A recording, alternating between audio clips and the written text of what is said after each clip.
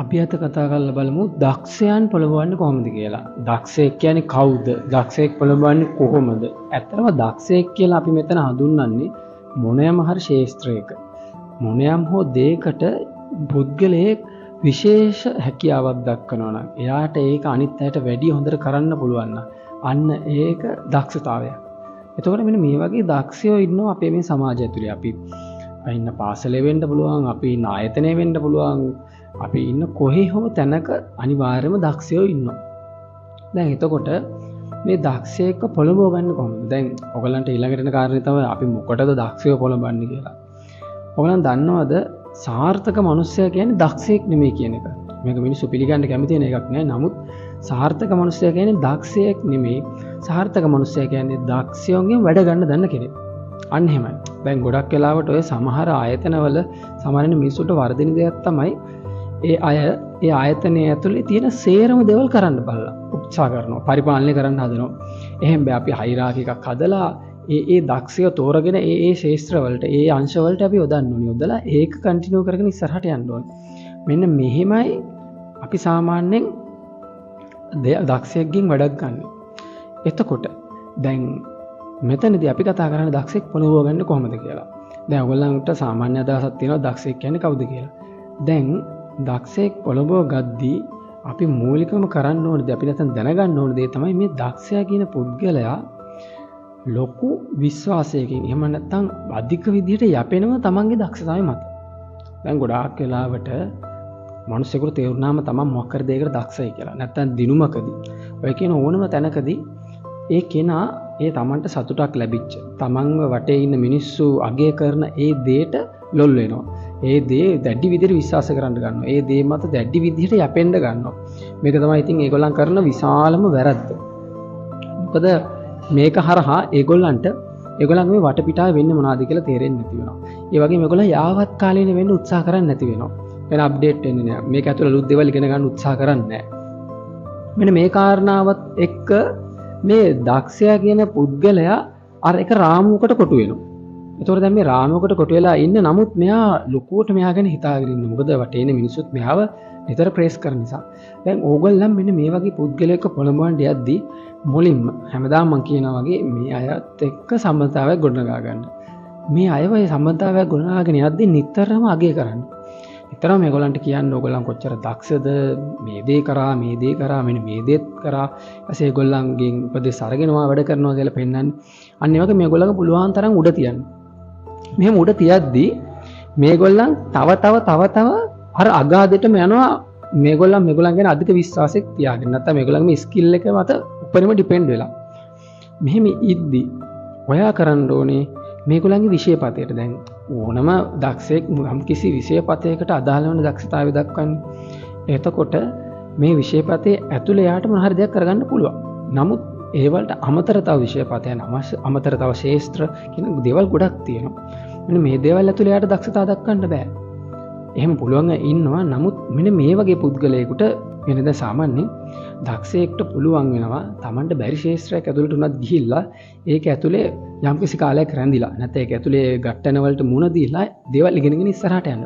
නමුත් මෙතනදී අපි මේ මනුස්සයව නිර්මාණය කරනවානේ තනිකරම තැනකට කොටු කරලා. මොකද මෙයාව අගේ කරලා මෙයාට වැරදි තොරතුරු දීලා වැරදි තොරතුරු කියලා මම මෙතන අදහස් කරන්නේ එයා කරපු දේ කරාට වැඩියෙන් අපි අගය කරලා කරාට වැඩියෙන් උඩින් තියලා අපි කතා කරනවා. මේ කතා කිරීම හරහා මෙයාගේම විශ්වාස පද්ධතිය ගොඩනගා ගන්නෝනේ මම දක්ෂයෙක්. මෙතන මට එහා පොරක් නැහැ. මට මීට එහා දැනගන්න දෙයක් නැහැ. මම සේරම දැනගෙන ඉවරයි. මං සියල්ල දත්. මම තමයි දක්ෂයා. මෙන්න මේ වගේ මයින්ඩ්සෙට් එකක් අපි නිර්මාණය කරාට පස්සේ මේ මිනිස්සයා කොයිම වෙලාවකවත් ඊට පිටින් තියෙන දෙයක් ගැන අවධානය දෙන්නේ නැහැ. පිටින් තියෙන දෙයක් අවශෝෂණය කරගන්න උත්සාහ කරන්නේ නැහැ. මෙන්න එතකොට මේ මෝඩ මිනිස්සෙක් හැදෙන්නේ. එතකොට ඕගොල්ලන් මෙයාට පරිබාහිරෙන් තියෙන මොකක්hari ශාස්ත්‍රයක මොකක්hari විෂයපතයකට මෙයාව යොමු කරන්න ඕනේ. කියන්නේ ඔයා මෙයාගෙන් උදව්වක් ඉල්ලුවා නැත්තම් මෙයා වාව යොමු කරනවා මෙයාව යොමු කරනවා මෙන්න මෙතන මේක මරු ඔයා වගේ දක්ෂයෙකුට මේක කරන්න පුළුවන්. මෙන්න මෙතන මේ තියෙන එක. මේවා මහ ලොකු දේවල් නෙමෙයි. අර මිනිස්සු මෙච්චර මේ තටම කරාට ඔයාට මේක මහ දෙයක් නෙමෙයි. ඔයා වගේ දක්ෂයෙකුට කියලා මෙයා වෙතන්ට අපි යොමු කරනවා. මෙයා වෙතන්ට යොමු කරාම මෙයාගේ තියෙන ප්‍රයිඩ් එක අභිමානය එතකොට මෙයා එන පොර කියලා මෙයා හිතන් ඉන්නේ මානසිකත්වයට එක්ක එතනට යනවා කොහොමද අනිවාර්යයෙන්ම යනවා මොකද නැත්තම් මෙයාට ඒක අගෞරවයක් ඉදිරිය මෙයා දකිනවා මේක හරිය සියුම් විදියට කරන්න ඕනේ බොහොම හිමීට මෙයා ළඟ ඉඳලා මෙයාගේ විශ්වාසය දිනාගෙන එතකොට මෙයා ඒකට ගිහිල්ලා මෙයා ඒක කරන්න උත්සාහ කරද්දී මෙයා අනිවාර්යයෙන් ෆේල් වෙනවා මෙයා පළවෙනි පාර කරයි දෙවෙනි පාර කරයි තුන්වෙනි පාර කරා වගේ විශාල ප්‍රමාණයක් මෙයා උත්සාහ කරලා මෙයා ෆේල් වෙන්න මොකද වෙන්නේ මෙයාට එනවා විශේෂ කාරණා දෙකක් මෙයාගේ මනසට. පළවෙනි එක තමයි ව්‍යාකූලත්වය දෙවෙනි එක බය.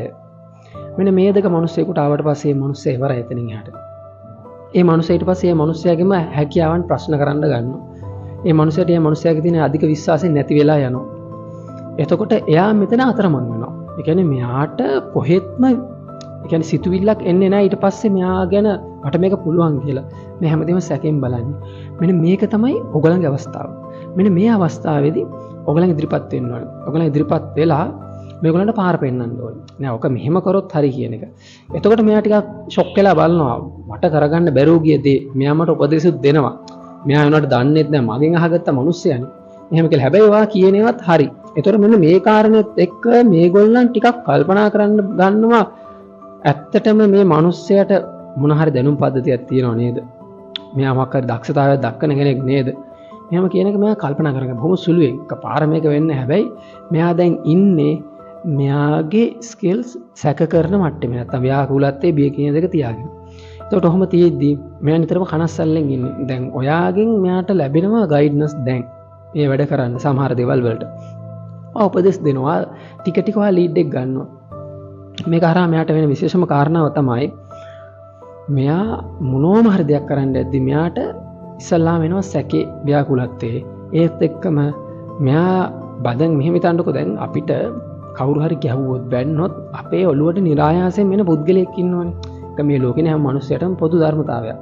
අපිට කවුරු හරි ශනික එන ඔළුවට කියන්නේ අපේ ඩිෆෙන්ස් එකට ඉන්න කෙනෙක්. අපේ හයිය. එතකොට අන්න ඒ වගේ දෙයක් තමයි මෙතන වෙන්නේ. එතකොට අර මිනිස්සයාටත් එකපාරටම ඔළුවට එන්න ඔයාව. කොච්චරවත් මෙයාගෙන් අහලා බලන්න ඕනේ. මෙයාට මේ ගැන දැනුමක් තියෙනවා ටිකක් හරි. මන්තරක් නැති වෙන්න පුළුවන් ඒත් මේක ගැන ටිකක් තියෙනවනේ. අන්න එහෙම සිතුවිලි පහළ වෙනවා. එහෙම පහළ වෙලා මෙයා එහෙම කරන්න මෙයා නොදැනුවත්වම සම්පූර්ණ මෙයා වාගේ මත යැපෙන්න පටන් ගන්නවා. එතකොට ඔයාට කැමති විදිහට මෙයාව පොළඹවලා මෙයාගෙන් වැඩ ගන්න පුළුවන්. ඉතින් මෙන්න මෙහෙම තමයි ඔයගොල්ලන් දක්ෂයෙක්ව පොළඹව ගන්න ඩාර්ක් සයිකොලොජි වගේ විෂයක් පාවිච්චි කරලා වැඩ කරන්නේ. ඉතින් මේ වගේ දේවල් ඉගෙන ගන්න ඔයගොල්ලන් කැමති නම් මම මේක ක්ලාස් එකක් විදිහට කරනවා ඩාර්ක් සයිකොලොජි අපේ විදිහට මම මේ දැන් කියලා දුන්නා වගේ අපිට තේරෙන විදිහට නැත්තම් ගොඩක් තැන්වල එක එක විදිහවලට කියලා දෙනවානේ ඒවා සමහරවට තේරෙන්නෙත් නැහැ තේරුම් ගන්නත් හරිම අමාරුයි ඉතින් ඒක නිසා අපිට තේරෙන විදිහට අපේ ක්‍රමයට ඩාර්ක් සයිකොලොජි ඉගෙන ගන්න කැමති අය ඉන්නවනම් මට මැසේජ් එකක් දාන්න මම ඒව සම්බන්ධ කරගන්නවා ඉතින් මම අදට මේ වීඩියෝ එක නතර කරනවා මම ඉසුරු ජයසූරිය මේ ඔඩිසිමයි